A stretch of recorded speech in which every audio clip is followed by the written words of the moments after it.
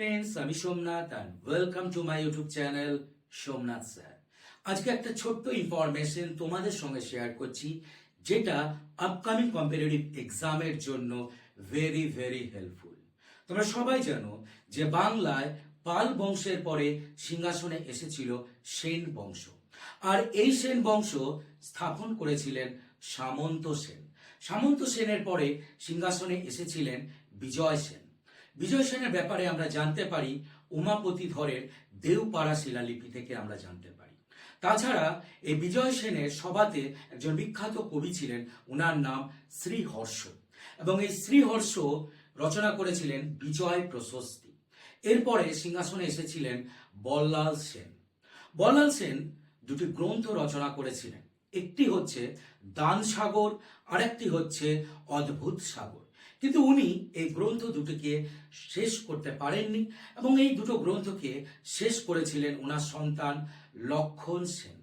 আর সত্যি কথা বলতে গেলে লক্ষণ সেনের আমলেই আমরা 5 জন বিখ্যাত কবিকে জানতে পারি, এবং তার মধ্যে উল্লেখযোগ্য ছিলেন কবি জয়দেব। অবশ্যই তোমরা মাথায় রাখবে কবি জয়দেবের গীত গোবিন্দম। তাছাড়া এখান থেকে আর একটা জিনিস তোমরা মাথায় রেখো, সেটা হচ্ছে বাউল। আমরা অনেকে বাউল সঙ্গীত শুনি, কিন্তু কথা হলো এই বাউল কথাটির অর্থ কি? বাউল মানে বেতুল বা পাগল। অবশ্যই আমরা সবাই পাগল, আমরা আমাদের উদ্দেশ্যের পিছনে পাগল।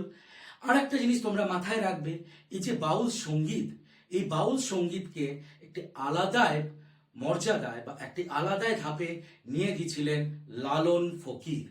তো এইখান থেকে একটা ছোট্ট ইনফরমেশন আমি তোমাদেরকে দিতে চাই। ফকির শব্দটির অর্থ কি? ফকির মানে হচ্ছে যাযাবর, বা যদি ইংলিশে বলি তাহলে হচ্ছে ভেগাবন্ড। অবশ্যই এই ছোট ছোট ইনফরমেশনগুলো তোমাদের ভালো লাগলো।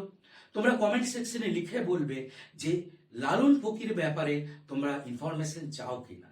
অ্যান্ড অবশ্যই কম্পিটিটিভ এক্সামের প্রিপারেশন তোমরা আমার সমস্ত স্টাডি মেটেরিয়াল থেকে নিতে পারো, সোমনাথ স্যার নোট, যেখানে সমস্ত রেকমেন্ডেড যে বই, সেই বইগুলোর জিস একসঙ্গে করে তোমরা পেয়ে যাবে। অ্যান্ড তোমরা তোমাদের কম্পিটিটিভ এক্সামের প্রিপারেশন আর এক ধাপ উপরে নিয়ে যাবে। আশা রাখি নিশ্চয়ই এই ভিডিওটা ভালো লাগলো, ইনফরমেটিভ লাগলো। দেখা হচ্ছে পরের ভিডিওতে। খুব ভালো থাকো, পড়তে থাকো এবং নিজের লক্ষ্যের দিকে এগিয়ে যাও। Thank you all for watching. Thank you.